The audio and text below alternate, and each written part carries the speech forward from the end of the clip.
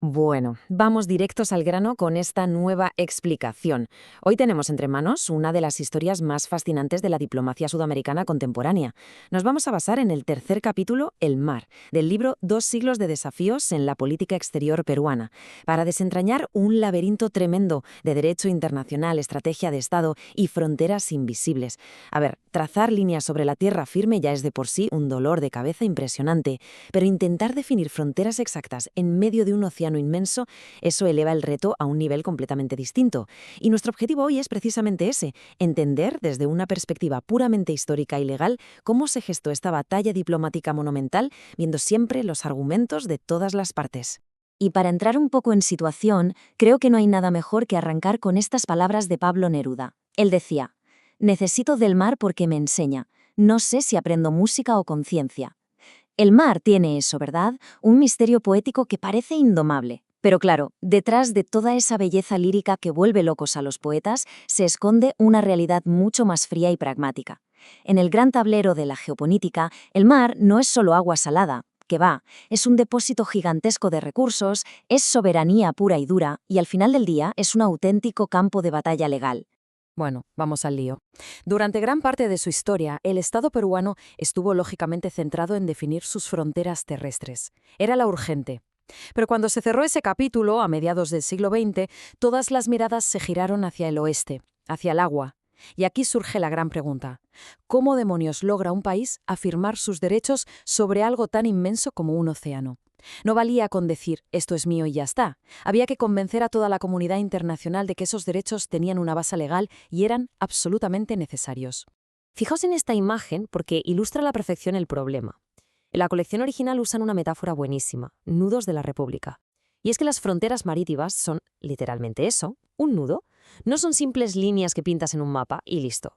Son enredos complejísimos donde se mezclan la historia, el dinero, el derecho internacional y la política interna de un montón de países. Y como os podéis imaginar, desatar este nudo en concreto sin romper la cuerda requirió décadas de una paciencia casi infinita. Entramos de lleno en el acto I, la batalla de las 200 millas. Esta parte de la historia es la típica de David contra Goliat. A mediados del siglo XX, unas cuantas naciones sudamericanas se plantaron y decidieron desafiar las reglas del juego que imponían las superpotencias marítimas de la época. Todo arranca en 1947. El presidente peruano de aquel entonces, Bustamante y Rivero, lanza un decreto reclamando jurisdicción sobre 200 millas marinas, una barbaridad para la época. Pensad que lo normal eran 3 o como muchísimo 12 millas.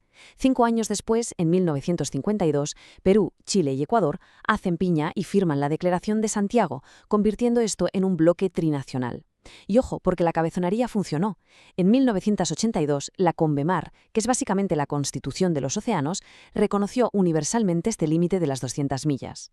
Pero aquí hay que hacer una pausa para entender la letra pequeña, porque la estrategia legal fue brillante. No se trataba de pedir 200 millas de mar territorial clásico, porque eso habría cortado el tráfico de barcos a nivel mundial y nadie lo iba a aceptar. En lugar de eso, diplomáticos peruanos como Alberto Ulloa se sacaron de la manga un concepto llamado soberanía modal. ¿Qué significa esto en la práctica? Pues es la semilla de la actual zona económica exclusiva. O sea, no te prohíbo navegar por aquí, pero los recursos que hay debajo, como la pesca, me los quedo yo, para mi gente. Así evitaban que las grandes flotas extranjeras barrieran con todo. Y si os estáis preguntando si todo esto se quedó en un papel mojado, para nada. En 1954 pasó algo increíble. La flota ballenera del famosísimo magnate griego Aristóteles Onassis se metió a cazar en estas aguas. ¿Qué pasó? Pues que les interceptaron los barcos y les clavaron una multa de $3 millones de la época. El mensaje para el resto del mundo fue cristalino. Las reglas en el Pacífico Sur habían cambiado y desde luego iban muy en serio. Pero como en toda buena historia, aquí viene el giro argumental. Pasamos al acto 2, el dilema de los límites. Resulta que, después de convencer al mundo entero de lo de las 200 millas, alguien se dio cuenta de un pequeño detalle. Las fronteras entre los propios vecinos sudamericanos nunca se habían dibujado oficialmente. Y esto ilustra a la perfección el choque de trenes que vino después. Nos encontramos con dos posturas legales diametralmente opuestas. Chile decía: a ver, los acuerdos de los años 50, como la Declaración de Santiago, ya fijaron la frontera siguiendo una línea paralela, está clarísimo. Pero Perú respondía: no, cuidado, esos eran solo acuerdos para organizar la pesca, no tratados fronterizos formales. Y como no hay un tratado oficial, el derecho internacional dice que hay que trazar una línea equidistante para ser justos con ambos. Si echamos un vistazo a este mapa, que de hecho es de los documentos del propio juicio, el problema salta a la vista. La línea paralela de Chile y la equidistante de Perú se cruzaban, creando esa enorme mancha gris que veis ahí, una superposición gigantesca. Y por si fuera poco, estaba el famoso triángulo externo, una zona que Chile consideraba aguas internacionales, pero que para Perú caía dentro de sus 200 millas. No estamos hablando de un par de metros de agua, eran decenas de miles de kilómetros cuadrados. Esto, lógicamente, disparó la tensión geopolítica al máximo. Así que con las cartas sobre la mesa llegamos al acto 3, la resolución.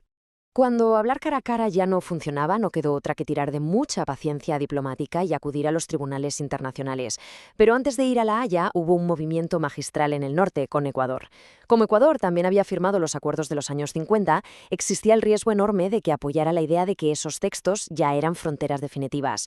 Hubo momentos de muchísima tensión. De hecho, los presidentes Rafael Correa y Alan García tuvieron una reunión súper delicada en el aeropuerto de Loja en 2010. Al final, tras unas negociaciones casi secretas, consiguieron firmar un tratado de límites nuevo, ex novo, partiendo completamente de cero. La jugada con Ecuador fue clave. Al firmar un tratado fronterizo oficial en pleno 2011, Perú básicamente demostró que la antigua declaración del 52 no había resuelto las fronteras, porque si no, ¿para qué firmar uno nuevo ahora? Esto reforzó muchísimo la posición jurídica peruana, y de paso dejó la disputa en La Haya como un tema exclusivamente bilateral con Chile. Fue un movimiento de ajedrez espectacular. Y por fin llegamos al desenlace en enero de 2014. Fijaos en la diferencia entre los mapas. A la izquierda, lo que pedía cada uno al principio. A la derecha, el veredicto final e inapelable de la Corte Internacional de Justicia. Fue una decisión muy salomónica, dificilísima y, sinceramente, algo nunca antes visto en el derecho internacional. Vamos a desmenuzar un poco el fallo porque tiene miga. La Corte dijo algo muy interesante. Vale, no había un tratado formal en los 50, pero la forma en que pescaban ambos países creó un acuerdo tácito. ¿Y hasta dónde llegaban los barcos en aquella época? Pues más o menos hasta las 80 millas. Así que los jueces mantuvieron la línea paralela hasta ese punto. Pero a partir de ahí aplicaron la regla de la equidistancia hasta llegar a las 200 millas. Y además le dieron la razón a Perú sobre el famoso triángulo externo. Para que os hagáis una idea real de lo que esto significa, quedaos con este número, 50.000. Más de 50.000 kilómetros cuadrados de mar pasaron a ser reconocidos oficialmente bajo jurisdicción de Perú tras la sentencia. Es el tamaño de países enteros. Esto nos da una perspectiva brutal de lo que realmente estaba en juego y de por qué mereció la pena tanto esfuerzo diplomático. En resumen, y volviendo al corazón del libro que estamos analizando, lo que nos enseña esta historia es que definir las fronteras marítimas fue una auténtica maratón de resistencia. Queda clarísimo que cuando un país diseña políticas de Estado a largo plazo, independientemente del gobierno que esté de turno, y las defiende con paciencia apoyándose en el derecho internacional, es posible desatar hasta los nudos históricos más difíciles sin tener que disparar un solo tiro. Y todo esto nos deja con una reflexión final bastante potente.